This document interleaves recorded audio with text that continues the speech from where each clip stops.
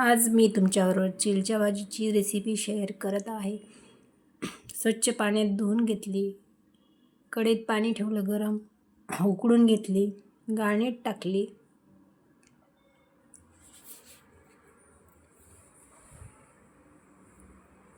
नंतर कांदा लसूण मिरची कापून घेतलं, कढईत तेल टाकलं, हिंग जिरं मोहरी कांदा लसूण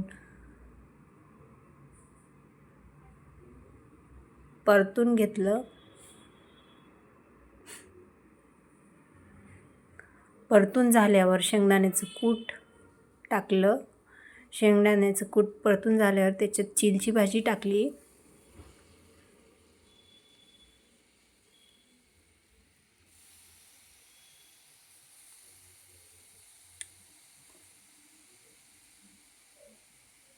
चिलची भाजी नंतर मग टाकल्यावर परतून घ्यायचं.